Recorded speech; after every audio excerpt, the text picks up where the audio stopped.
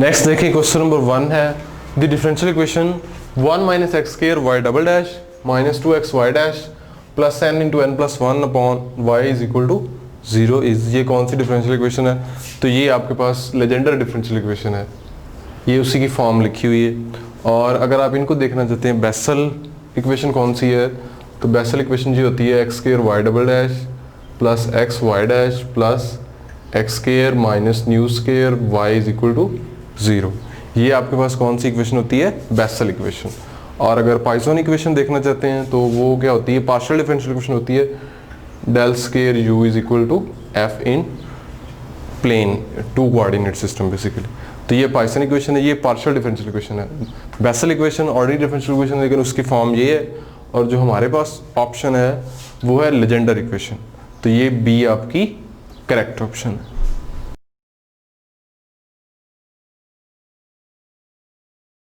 Next question number 2 देखें, if A and B are parallel और anti parallel vectors हैं basically, then क्या होगा? अगर तो ए और बी वेक्टर्स पैरेलल हैं तो फिर उन दोनों के दरमियान में एंगल क्या होगा? 0 डिग्री। अगर वो एंटी पैरेलल हैं तो एंगल क्या होगा? 180 degree. Then A cross B आपके पास क्या ऐसे डिफाइन होता है? Mod of A mod of B sine theta into n unit vector. तो अगर थीटा 0 है या थीटा 180 है तो साइन 0 आपके पास या साइन 180 वो क्या होते हैं? 0। तो इन दोनों सूत्रों में ए क्रॉस बी आपके पास क्या आएगा? 0 वेक्टर। तो ये सी जो है ये आपकी करेक्ट ऑप्शन। अच्छा सी देखें, ए क्रॉस बी 0 आ गया, इसका मतलब यही है कि ए क्रॉस बी 0 यहाँ लिखा हुआ है कि नहीं हो सकता, तो ऐसा पॉसिबल ही नहीं है क्योंकि वो 0 तो आ चुका हुआ है। और यहाँ देखें A cross B is equal to minus B cross A, ये तो इन जनरल दो वेक्टर्स के लिए ट्रू है कि ए क्रॉस बी और माइनस बी क्रॉस ए जो है वो सेम होते हैं, लेकिन यहाँ पे वो पैरेलल वेक्टर्स हैं बेसिकली, या एंटी पैरेलल वेक्टर्स हैं। और वो कह रहा है कि इनका जवाब किसके बराबर आ जाएगा? बी के। तो ऐसा कभी नहीं होगा, बिकॉज ए क्रॉस बी जो है वो ए के ऊपर भी परपेंडिकुलर है और बी के ऊपर भी परपेंडिकुलर है। तो हमारी ये ऑप्शन भी नहीं है, डी भी नहीं है, ए भी नहीं है, और सी हमारी करेक्ट।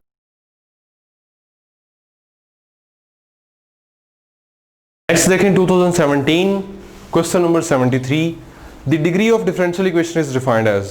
तो डिफरेंशियल इक्वेशन की डिग्री क्या होती है कि डिफरेंशियल इक्वेशन में जो हाईएस्ट ऑर्डर डेरिवेटिव इन्वॉल्व होता है उसकी जो पावर है वो क्या होती है आपके पास? उस डिफरेंशियल इक्वेशन की डिग्री।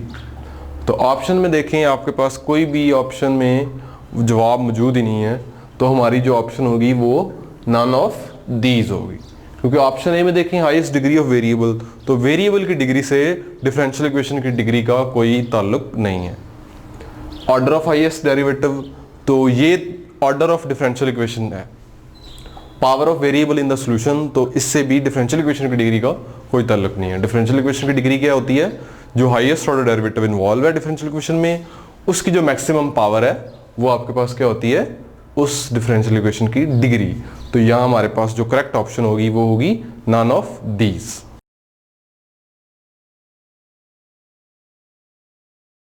नेक्स्ट देखिए question number 77, the differential equation M D x plus N D Y is equal to 0।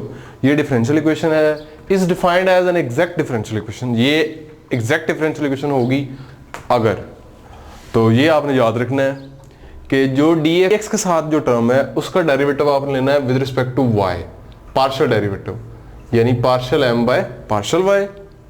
और जो डी वाई के साथ है एन, उसका डेरिवेटिव लेना है आपने partial derivative with respect to x, partial N by partial x. अगर ये दो डेरिवेटिव्स आपके इक्वल आ जाएं तो फिर ये वाली जो डिफरेंशियल इक्वेशन है ये एक एग्जैक्ट डिफरेंशियल इक्वेशन होगी। तो ये आप देखें डी आपकी करेक्ट ऑप्शन जो है वो मौजूद है।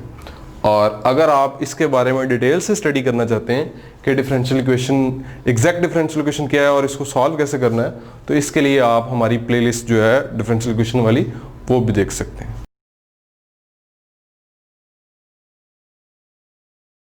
नेक्स्ट क्वेश्चन नंबर 78 देखें, the differential equation 1 plus y prime square whole power 1/2 is equal to y double dash. तो हमने इसकी ऑर्डर और डिग्री बतानी है। तो सबसे पहले आपने फ्रैक्शनल पावर्स को खत्म करना है, तो उसके लिए क्या करेंगे? स्क्वायर ले लेंगे और जब स्केयर लेंगे तो ये आपके पास बन जाएगी 1 प्लस वाई प्राइम का square is equal to y double prime का स्केयर। तो हमने बताना है ऑर्डर और डिग्री के बारे में। तो ऑर्डर क्या होता है जी, हाईएस्ट ऑर्डर डेरिवेटिव जो इन्वॉल्व हो। तो second order derivative highest order derivative है इस डिफरेंशियल इक्वेशन में। तो इस डिफरेंशियल इक्वेशन का ऑर्डर क्या बन गया 2।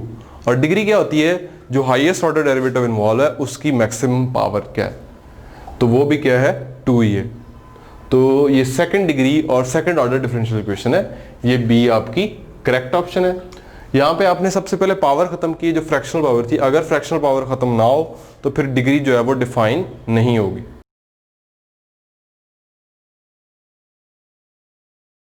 नेक्स्ट देखें क्वेश्चन नंबर 79 है the differential equation dy by dx is equal to x square plus x Y plus 9y और 9x cube plus Y cube is, क्या ये एग्जैक्ट है, क्या ये होमोजीनियस है या कॉशी है, और नन ऑफ दिस।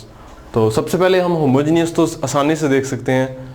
यहाँ पे देखें x की जो डिग्री है वो 2 है, यहाँ पे x y दोनों की डिग्री इसका सम भी 2 है, लेकिन यहाँ पे y सिर्फ y है उसकी डिग्री 1 है, तो ये होमोजीनियस नहीं है। और नीचे x क्यूब y क्यूब है, लेकिन यहाँ पे आपके पास एक ऐसी पावर वे टर्म मिल गई आपको कि जहाँ पे जो डिग्री है सब वेरिएबल्स की वो सेम नहीं है, तो ये होमोजीनियस तो नहीं बनेगी। एग्जैक्ट के लिए हमें चेक करना पड़ेगा जी, इसको पहले हमें इस फॉर्म में कन्वर्ट करना है M D x plus N D Y is equal to 0।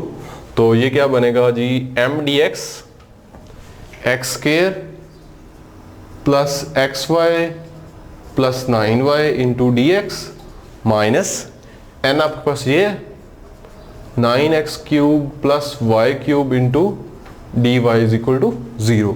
तो एग्जैक्ट के लिए हमने क्या करना होता है जी, m का derivative with respect to y, partial derivative, partial m by partial y निकालें विद रिस्पेक्ट टू y। तो ये कांस्टेंट ट्रीट हो गया, इसका डेरिवेटिव 0 हो गया, यहाँ से x आ गया और यहाँ से 9, और n का derivative with respect to x लेना है आपने, तो माइनस आ गया ये, और यहाँ से विद रिस्पेक्ट टू x जब डेरिवेटिव लेंगे तो ये 27x स्क्वायर आ जाएगा। तो ये दोनों सेम नहीं आ रहे, इसलिए ये डिफरेंशियल इक्वेशन एग्जैक्ट भी नहीं है।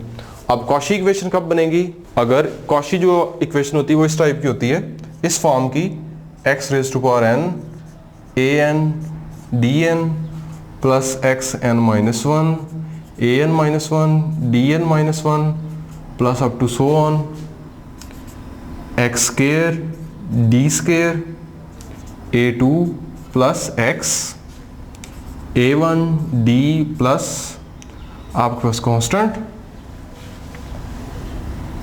और upon y is equal to some function of x। तो फर्स्ट ऑर्डर की ये तो फर्स्ट ऑर्डर डिफरेंशियल इक्वेशन है, तो फर्स्ट ऑर्डर की जो कॉशी होगी वो आपके पास ये वाली होगी x a1d plus a upon y is equal to f of x। लेकिन इसको आप इस फॉर्म में भी कन्वर्ट नहीं कर सकते, ठीक है, इसलिए ये कॉशी भी नहीं है। तो हमारी जो करेक्ट ऑप्शन होगी वो क्या होगी, नन ऑफ दीज।